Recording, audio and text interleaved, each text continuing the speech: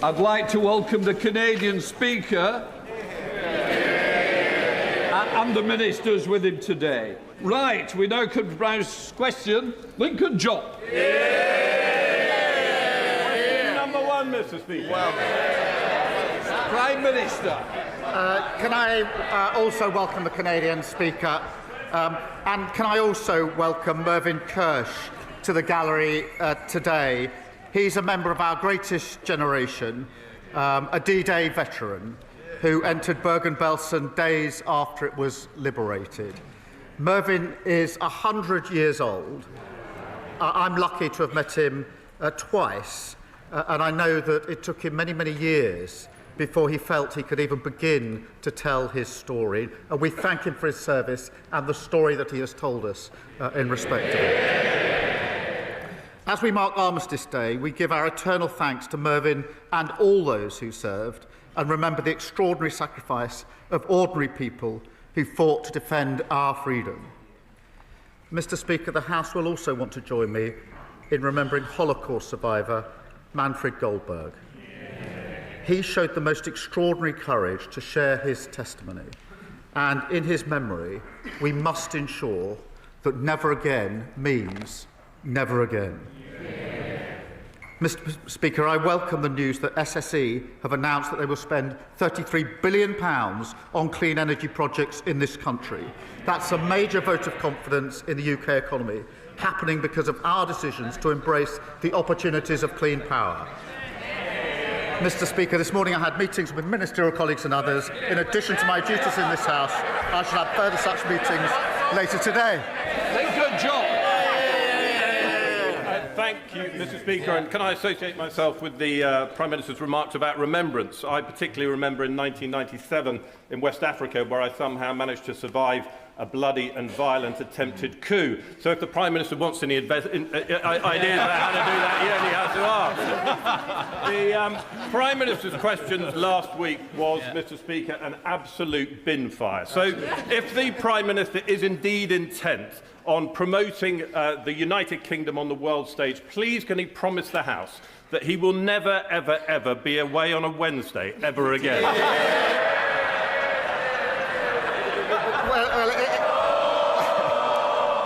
Well, it's always great to hear from the successor for Kwasi Kwarteng's constituency, Mr. Speaker. I'm very proud to represent our country on the world stage last week in COP, before that in NATO, and it's because of the reputation we've rebuilt over the last 15, 16 months that other countries now want to do trade deals with us and want to place their orders with us.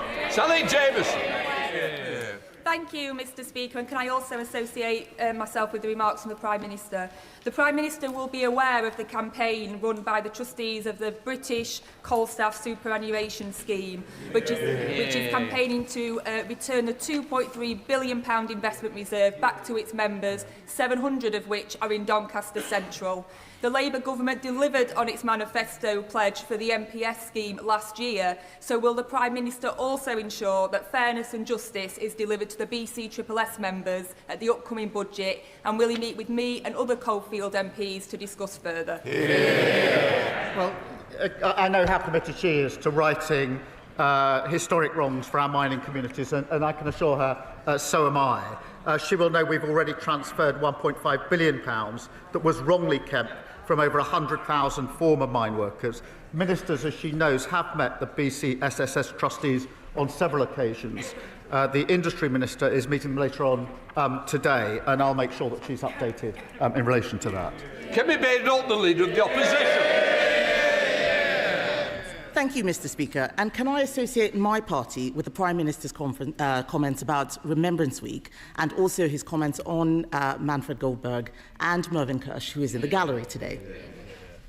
Mr. Speaker, this morning on the BBC, the Health Secretary said there is a toxic culture in Downing Street that needs to change. He's right, isn't he? Mr. Speaker, my focus each and every day is on rebuilding and renewing our country. But let me be absolutely clear, any attack on any member of my cabinet is completely unacceptable. On the Health Secretary, Mr. Speaker, in relation to, Mr. Speaker, in relation to Health Secretary, he promised before the election that in the first year of a Labour government we'd deliver 2 million extra appointments. We didn't deliver 2 million, or 3 or 4. We delivered 5 million extra appointments. And today the Health Secretary is in Manchester, where he's announcing that because of the action he's taken to abolish NHS England, he's putting more people on the front line. He's doing a great job, as is the whole of my cabinet. Mr. Speaker, what we heard the Health Secretary say this morning was that he wants to cut waiting lists, but we all know that there's only one waiting list that he really wants to cut. But the Prime Minister is not going to do anything about the toxic culture. This is his responsibility. Just last night, his allies accused not just the Health Secretary, but the Home Secretary and even the Energy Secretary of launching leadership bids. These attacks came from Number 10, nowhere else, his toxic Number 10.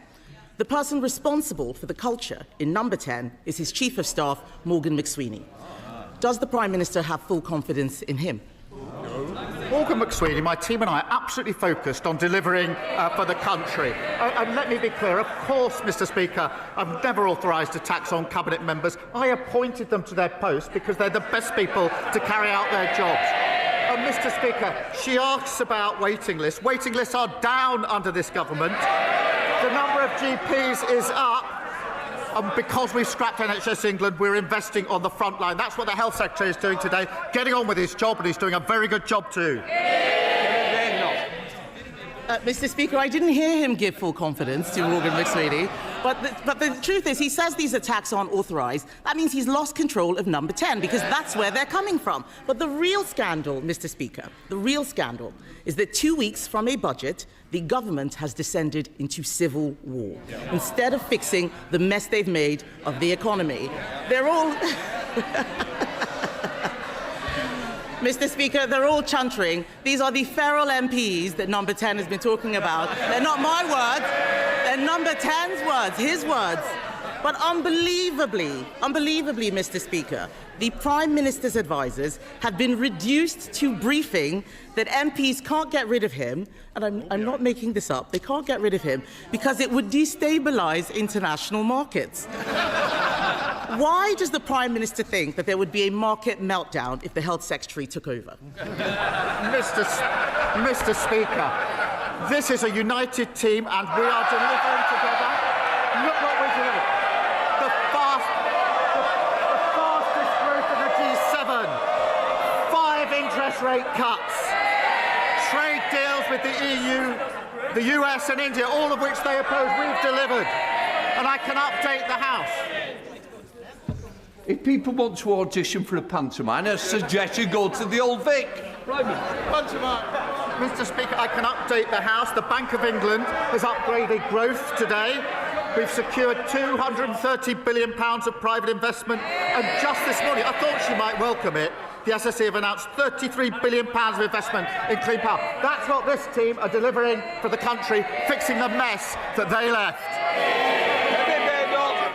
Mr. Speaker, he's talking about growth and investment while the Prime Minister desperately tries to cling on to his own job. Perhaps he understands what it's like for all those people out there losing their jobs. How can he talk about growth? Yesterday, we learned that unemployment has risen to the same rate as it was in lockdown. 180,000 jobs lost, Mr. Speaker. Why does the Prime Minister think that unemployment has risen every single month since Labour took office? Mr. Speaker, let me give the House the details. 329,000 people more are in work since the start of this year. So 329,000 more are in work. Of course, I accept we need to do more in relation to unemployment. That's why we're transforming job centres, which they opposed.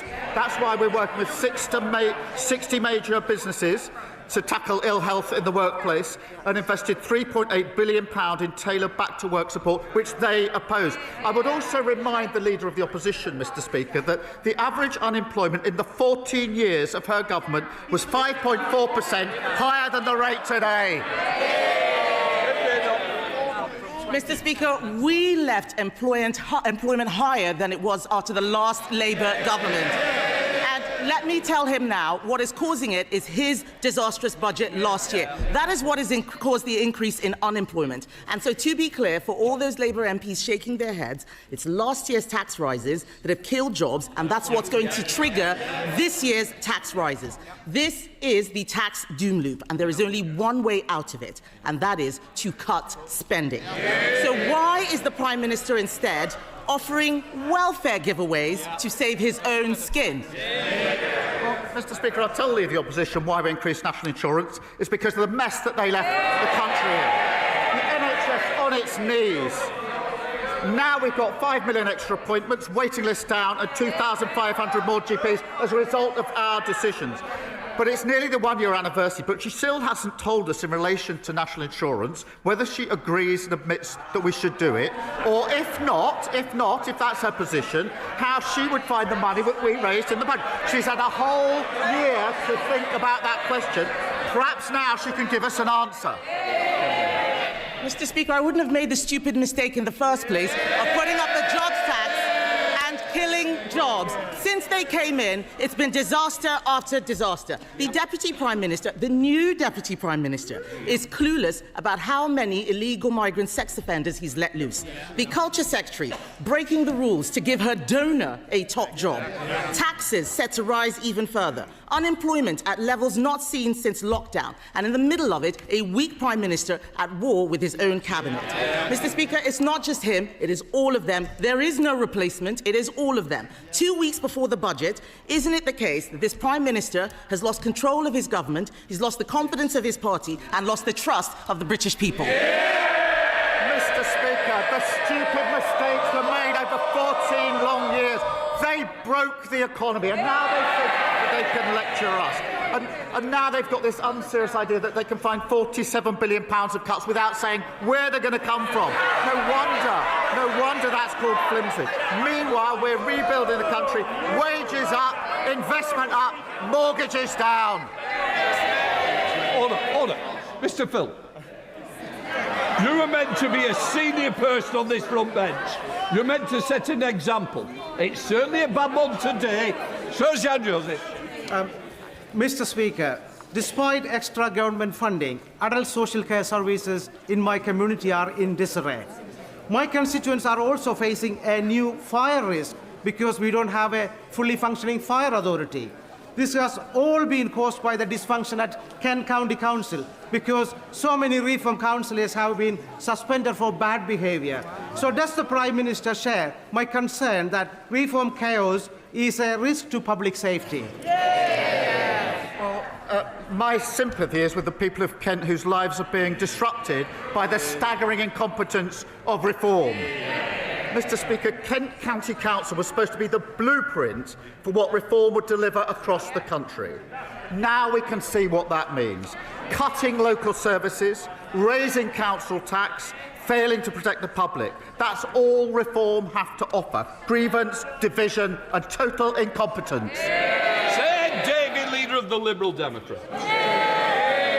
Thank you, Mr. Speaker. Can I associate myself with the earlier remarks of the Prime Minister and say what a great honour it was to join the royal family at the Cenotaph on Remembrance Sunday to pay our respects to all those heroes who gave their lives for our country. We must never forget the sacrifice they made for our freedoms. Mr. Speaker, a great British institution is under attack from a foreign government.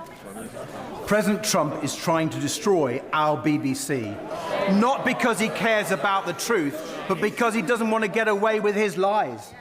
Trump has undermined press freedom in America. Now he's trying to do the same here, disgracefully egged on by the leader of reform. So will the Prime Minister tell President Trump to drop his demand for $1 billion settlement from the BBC? And will he guarantee that President Trump will not get a single penny from British licence fee payers? Let me be clear, I believe in a strong and independent BBC. Some would rather the BBC didn't exist. Some of them are sitting up there. I'm not one of them. In an age of disinformation, the argument for impartial British news service is stronger than ever. And where mistakes are made, they do need to get their house in order, and the BBC must uphold the highest standards, be accountable and correct errors quickly. But I will always stand up for a strong, independent BBC. Davey. Mr. Speaker, the Prime Minister is right that the BBC's independence and impartiality are absolutely crucial. That's why we must stop President Trump from undermining them. But President Trump's not the only one, Mr. Speaker. The last government spent years undermining the BBC's independence and impartiality.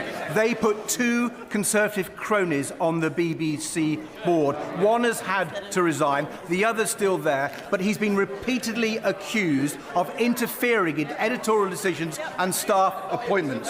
Robbie Gibbs should have no role in appointing the next Director General. And given the Royal Charter gives the government the power to remove him, will the Prime Minister sack him now? Well, Mr. Speaker, I certainly agree with the comment that the last government undermined the work of the BBC. They undermined pretty well everything they did in 14 years. Mr. Speaker, I'm not going to go into the individual runnings of the BBC. I am a strong supporter of the BBC in the terms I've already set out. Durham Puffy. Thank you. Mr. Speaker, this is Care Leavers Month, when we remember the resilience and the brilliance of our young people who have grown up in care. And I was delighted to welcome a group of Southampton's care leavers to share their views with the Minister recently. But while this Labour government is taking real action to support care leavers, a Reform councillor has disgracefully described children in care as downright evil. Will the Prime Minister...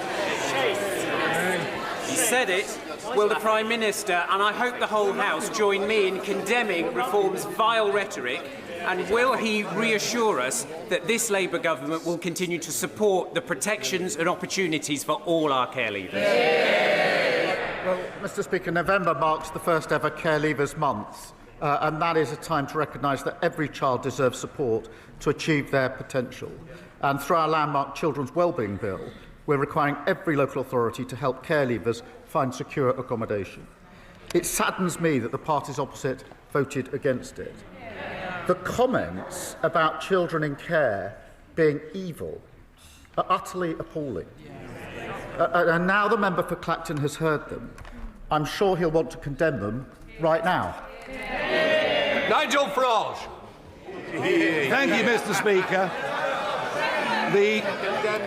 No, I've only got 30 seconds. The Prime Minister has stated very clearly that he wants to close the migrant hotels by the end of this Parliament. Well, the Reform-led West Northamptonshire Council, brilliantly led council, will be issuing foreclosure notices on 3 migrant hotels within the next few days in response to grave public concern about the safety of women and girls on the streets of West Northamptonshire. Would the Prime Minister approve of us speeding up the closure of the migrant hotels? Mr. Speaker, we will grit the mess we inherited and close every hotel. At their peak, under the previous government, there were 400 hotels. Now there are only 200 remaining. But he says he doesn't have time to condemn the comments calling children in care evil. He's also not had the time, it appears, to condemn the racist comments of his own MP. Utterly spineless. Jeff Smith. Thank you, Mr. Speaker. Last week I visited the new diagnostic centre at Withington Community Hospital, and as well as the 85,000 new appointments it's going to create, I was really pleased to see the new solar panels and heat pumps being designed into the building. So in the week of COP, and can I thank the Prime Minister for his climate leadership and attending COP, in the week of COP, what more can we do to ensure that new public buildings have green energy designed into them? Well, Mr. Speaker, I was very proud to attend COP last week, and the UK is leading on tackling climate change, delivering energy security and getting bills down and generating hundreds of jobs across the country. We're investing over £250 million to put rooftop solar on schools, hospital and military sites across the country, and that will deliver £400 million of savings to renew our public services. Angus MacDonald. Prime Minister, successive governments impose massive environmental tariffs on customers using UK-produced renewable electricity, but far less on imported carbon fuel mains gas. This is the main reason why those not on the gas grid, i.e. those living in rural Britain, pay a great deal more to heat their properties. Yes, renewable projects are important, but the huge environmental tariffs on our electricity bills are not fair. Would the Prime Minister acknowledge this injustice and commit his government to addressing this? Thank you. Can I absolutely recognise the need to address the imbalance between electricity and gas prices? We are exploring options to create a fairer system, and I'm happy for ministers to keep him updated on what we're looking at. It's thanks to those levies and Labour's expansion of the warm homes discount that 6 million families will be getting £150 off their energy bills this winter. And I know that he will welcome the £33 billion in investment from SSE, helping connect clean energy to areas across Scotland where it's most needed. Thank you, Mr. Speaker. Prior to the general election, the Health Secretary visited Amber Valley and declared it an NHS dentistry desert. Since then, I've secured £240,000 of additional funding, encouraged my constituents to access the 16,300 emergency appointments in Derbyshire, and last week secured thousands of extra UDAs. But there is more to do. So can the Prime Minister update me on the progress of the contract negotiations with the BDA and the timescale that the department is working to? Well, Mr. Speaker, I'm appalled that we inherited such a situation where tooth decay is the most common reason where children between 5 and 9 are admitted to hospital. Every children's hospital under their watch, going in 5 to 9. I was very shocked when I heard this the first time at Aldhay Hospital up in the northwest, that more children being admitted to have their teeth taken out because they're rotting between the ages of 5 to 9 than any other operation. That was their record. They should just be ashamed of it. Ashamed of it. It's why I'm determined to rebuild NHS dentistry. I can confirm that discussions are underway with the sector, including the British Dental Association, on fundamental reform to the dental contract to get her constituents the care that they need and that they deserve. Thank you, Mr. Speaker. Jehoot's pharmacy has been responsible for repeated closures, leaving staff unpaid and residents without access to vital medicine. Unfit pharmacy owners like Sarabjit Jehooti, who has severely neglected patients and staff in West Dorset and across England, should not be running our care system. Will the Prime Minister make time in the parliamentary schedule for emergency legislation to give the government and the regulators powers to pay staff, tackle improper pharmacy owners and directors, and make sure scandals like this can never happen again? Can I thank him for raising this really serious issue, which has been raised by others across these benches on previous occasions, and it is a very serious issue. It is simply not right that customers and staff have been so badly let down. The Care Minister has convened representatives from across the industry to resolve the situation as quickly as possible, and I want to reassure him that we're working speedily to consider how to strengthen regulation of these pharmacies, and I'll update the House as soon as I can. Thank you, Mr. Speaker. During the assisted dying debates, I and many others highlighted the importance of palliative care provided by hospices, but this vital work has been left reliant on donations and charity for far too long, and Garden House Hospice in Letchworth is now facing a serious funding gap. I welcome government investment in hospices, but will the Prime Minister consider broader reform to put hospice funding on a sustainable footing? And can he ensure ministers meet with me to explore every option to keep Garden House Hospice open? I'm pleased to tell him that £100 million has now been passed to Hospice UK, so places like Garden House in his constituency can create the best environment to deliver care. That's backed, Mr. Speaker, by £26 million investment for children and young people's hospices. We're also investing over £3 million in researching palliative and end-of-life care through the National Institute for Health and Care Research. We're working on further proposals to improve the access, quality and sustainability of care, and I'll make sure that ministers keep him updated. Rebecca Paul. Thank you, Mr. Speaker. I would like to ask the Prime Minister for his help. It's been over 6 months since the Supreme Court ruling on the meaning of sex, yet public institutions are still knowingly and intentionally breaching the law.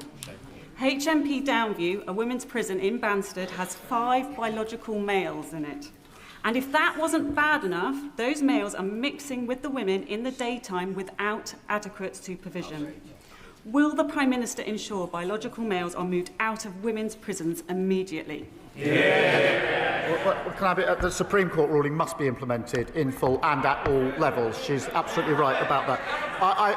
She's raised these examples with me. I will make sure they're looked into and make sure she gets a proper reply in relation to the particular examples. Thank you, Mr. Speaker. With miles of golden sand and a bucket full of memories, Rhyl has been attracting visitors for generations. After millions of pounds of Welsh Government investment and a £20 million UK Government Neighbourhood Fund, Rhyl is on the up. Does the Prime Minister agree with me that only with two Labour governments working together can we restore pride in our Welsh seaside towns? Join me for a stroll on our new promenade to see just what Rhyl has to offer. Well, that's a very appealing invitation just at the moment. Mr. Speaker, I'm proud to be putting power and resources directly back in the hands of local people in communities like Rhyl. That £20 million can be used for issues that matter most to them, include revitalising their high street, a cause that I know is crucial to many residents, including hers. Just 1 in 14 communities across Wales is benefiting from the Pride in Place funding. This is the renewal you get with a Labour government working with a Labour government in Cardiff. Max Wilkinson. Thank you, Mr. Speaker. Maternity services are a vital part of women's healthcare, but sadly too many women are being failed. At Cheltenham General Hospital, the Evita Birth Centre was temporarily closed for labour and births back in 2022. Last week we learned that there will be no decision about a potential plan for reopening it until spring next year. Does the Prime Minister agree with me that 4 years is far too long to ask local mums-to-be to wait? And can he give me reassurance that a temporary downgrade that was made under the Conservatives will not become permanent under his government? Can I tell him that our starting point is that we must always make sure that every mother is heard, understood and gets the quality of care that is needed. The Independent National Maternity Investigation and Local Health Needs Assessment are due to report in spring of next year, as he says. It's right that the recommendations of both of them are closely considered in any decision for Cheltenham, and I'll make sure that he's kept updated as that rolls out. Jim Dixon. Thank you, Mr. Speaker. Can I say that I've long thought that both you and the Prime Minister would suit a magnificent moustache, and I'm sure you'd be capable of growing a better one than this. Many of us men in this House and outside are growing our tash out this month to highlight the need for our health system and men ourselves to address preventable and treatable conditions to which all men are vulnerable, including prostate cancer, testicular cancer and mental health conditions such as depression. Does the Prime Minister agree that the forthcoming first ever men's health strategy, soon to be published, must lead to a major step change in the way our country helps men stay well? Well, as he knows, my number one priority is growth, so I'm very glad to see his upper lip. He's obviously championing this himself. And can I send my best wishes to everyone growing moustache this November? It is right, Mr. Speaker, to highlight that men are hit harder by a range of conditions, including cancer, cardiovascular disease and type 2 diabetes. And that's why our men's health strategy will set out actions to improve the health of all men in England. Rupert Noel. Thank you, Mr. Speaker. Every week we hear of a brutal murder, rape or stabbing, far too often perpetrated by someone who should not be in our country to begin with. Does the Prime Minister agree that for cases where the guilt is so undeniable, the crime so monstrous, the evil so irredeemable, the reintroduction of the death penalty for both foreign and domestic criminals should be put to the British people in a legally binding referendum? Can I first say that any attack is to be condemned, and it is absolutely right, and we're determined that there is a criminal justice response in relation to attack, however it's carried out and whoever it's carried out by. But reintroducing the death penalty is not the answer to this. it didn't work when it was in place. It led to the death of those that, in fact, turned out were innocent. But what we must do is improve, as we are, the criminal justice response in this country. Kemi Badenoch. Thank you, Mr. Speaker. I want to pay tribute to a new veterans group in Stevenage called the Muster Point, founded by Stuart Mendelsohn and Steve Black. Last week, I joined them at a continuous 72-hour vigil at Stevenage War Memorial, where veterans shared stories of family and friends lost in war. But veterans deserve more than just our tributes. So will the Prime Minister commit to working with veterans in Stevenage and across the UK in delivering this government's new veteran strategy in full? One of the greatest honours in this role is meeting and thanking our armed forces for their service, which obviously we've been able to do during the course of this weekend and this week. Our ambition is to bring the Armed Forces Covenant fully into law in the next Armed Forces Bill, and we will do so. We're also renewing the contract with those who serve through our veterans strategy, including Homes for Heroes, a new network of support centres connecting charities and services with veterans. And Labour patriots stand with all those who serve and have served our country. Stuart Anderson. Thank you, Mr. Speaker. And on that point, with the upcoming vote on the Northern Ireland Troubles Bill, 9 of the most respected and experienced generals of a generation have publicly attacked the government's approach on lawfare against our armed forces. They have said it will erode trust in the justice system and it is a threat to national security. As a veteran who served in Northern Ireland during the Troubles, does the Prime Minister think they're all wrong? And when is he actually going to start standing up for our veterans? Can I begin by thanking him for his service to our country? And when former service chiefs raise an issue, we will, of course, engage with them. Of course, I respect their service and their views, and will do so. We are having to get rid of unlawful legislation and putting in place a system with clear rights and protections for veterans, and we'll continue to try to get that balance right. Anderson. Thank you very much, Mr. Speaker. 4 years ago, I brought in a private member's bill to ban the sale of wet wipes with plastic in. The last government dragged its feet. These wet wipes cause fatbergs in our sewers and millions of pounds on our water bills for all of our constituents and pollute rivers and seas. This government promised to bring in this ban and is doing so now. Will the Prime Minister join with me on celebrating a Labour promise delivered and share the message that we should always bin wet wipes and other wipes, not flush them? Well, can I commend her? She's been a long-standing campaigner on this important issue, and the public is right to be furious about how the last government allowed sewage to pour into our lakes, rivers and seas. Alongside tough new powers to combat pollution, this ban will put an end to plastic wet wipes that litter our beaches, clog up our sewers and harm wildlife. David Chadwick. Thank you, Mr. Speaker. Lloyds Bank have over 31,000 customers in my constituency, and yet many of those customers, particularly the elderly and the vulnerable, are struggling to get out their own cash. That's because Lloyds have closed their branches in Brecon, in Prestine, in Ustragunlice, and before the end of this month, in Pontedower. That's despite making billions in profits and paying their CEO £5 million. Will the Prime Minister write to Lloyds Bank and ask them to keep that last branch in Pontedower open?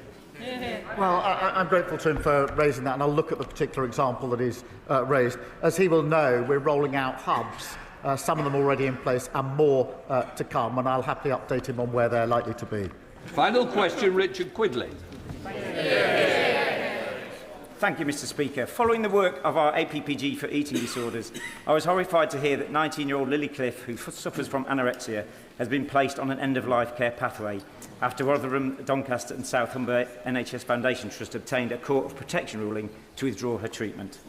This decision directly contradicts NICE guidelines and the Minister for Care's own statement in September that eating disorders are not a terminal illness. Will the Prime Minister urgently review this case to ensure that Lily and her family receive the support they need and that Lily is given every possible chance to recover and live, and remind all ICBs, NHS and hospitals that suffering from an eating disorder is not a terminal illness? Well, first, my thoughts are with Lily and her family, and the details he raises are really deeply concerning. I know he's raised this with health ministers, and I'll make sure he gets a swift response. He is a powerful advocate for change, and I share his determination that everyone with an eating disorder gets the care and the support that they need. Let the front benches change over.